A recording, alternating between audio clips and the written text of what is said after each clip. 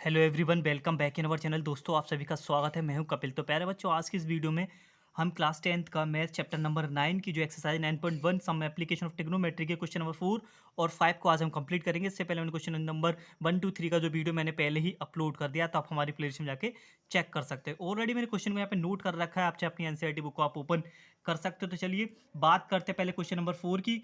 तो question number 4 में आपसे बोला गया था angle of elevation of the top of A tower from a point on the ground which is 30 meter away from the foot of the tower is 30 degree and find the height of the tower। ठीक है ना। अब question में क्या बोला गया, जरा ध्यान से आप समझना और डायग्राम कैसे क्रिएट करना है। तो क्वेश्चन में बोला गया एक आपका टावर है, मैंने टावर ले लिया ए से बी। आपका एक टावर है, टावर के टॉप से, top of the tower, tower के टॉप से एक ग्राउंड पे कोई भी पॉइंट है पी, ग्राउंड पे पॉइंट ले लिया पी। ठीक है, ग्राउंड पे हमने एक पॉइंट ले लिया पी और उसका जो एंगल बन रहा है टॉप का और उस ग्राउंड से उस पॉइंट का जो एंगल बन रहा है वो बन रहा है 30 डिग्री का। और जो आपका पॉइंट है वो टावर के फुट से 30 मीटर दूरी पर है, away from the foot of the tower. 30 metre दूरी पर है ये जो पॉइंट पी है। टावर का फुट ए होगा, ए से 30 मीटर दूरी पर ही हो गया। ठीक है ना। आपसे बोला गया हाइट ऑफ द टावर आप बता दीजिए कितना आएगा। अब हाइट ऑफ द टावर को मैं यहाँ पे लिख लेता हूँ प्यारे बच्चों एच, और हमें यहाँ पे एच फाइंड करना है। ठीक है ना। अब फिर से वही जो हम क्वेश्चन नंबर 1 2 3 में किए थे, अब हमें ये देखना है इस ट्रायंगल को देख के, इसमें जो जो डायमेंशन हमें पता लग गया, यानी कि हाइट हमें बताना है और हमारे पास यहाँ पे क्या है, बेस है। हाइट यानी कि परपेंडिकुलर, परपेंडिकुलर और बेस किस ट्रिग्नोमेट्री रेशियो में यूज हम करते हैं। तो देखिए परपेंडिकुलर और बेस हमारा किस में यूज हो जाता है, 10 में। तो हम 10 का यहाँ पे यूज करेंगे। तो लिखेंगे ट्रायंगल क्या है आपका, triangle P A B, in triangle P A B, triangle P A B में 10 30।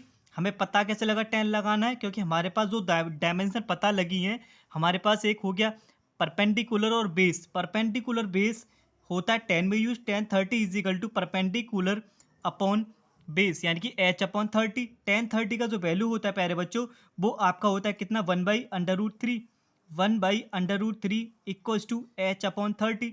हमें एच का वैल्यू फाइंड करना है, तो एच इज इक्वल टू 30/√3 आपका यहाँ पे आ जाएगा। अब क्या करेंगे, क्रॉस, अब इसका क्या करेंगे रेशनलाइजेशन, √3 का ऊपर और √3 का नीचे। जैसे ही आप इसका रेशनलाइजेशन करोगे तो यू विल गेट 30/√3/3।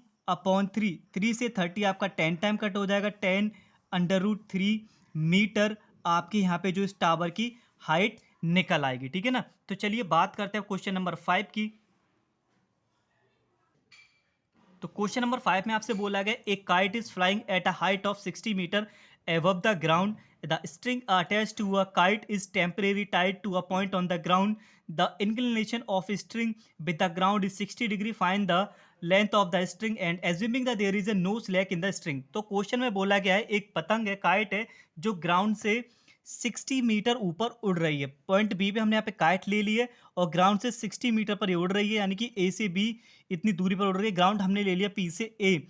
ग्राउंड पे आपका एक पॉइंट है पी, जिस पॉइंट से आपकी जो पतंग की जो डोर है वो आपकी बंधी हुई है। ठीक है, और जो स्ट्रिंग है वो ग्राउंड के साथ 60 डिग्री का आपका एंगल बना रही है।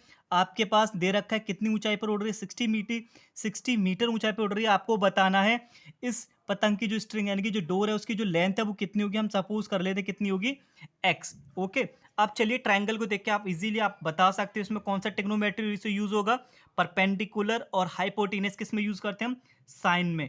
तो बस अब आपका आंसर यहां से निकल आएगा। लिखेंगे in triangle P A B, in triangle P A B, अब लगेगा sine, sine 60 degree equals to 60 upon X, perpendicular upon hypotenuse. Sine 60 का जो वैल्यू होता है वो होता है √3/2। √3/2 equals to 60 upon X. X सही है, cross multiplication, x/√3 equals to 120।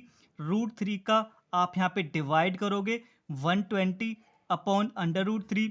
Rationalisation आपको करना पड़ेगा बिकॉज डिनोमिनेटर में कभी भी रूट में वैल्यू नहीं होनी चाहिए। √3 का रेशनलाइजेशन आप करोगे then you will get 120/√3 upon 3।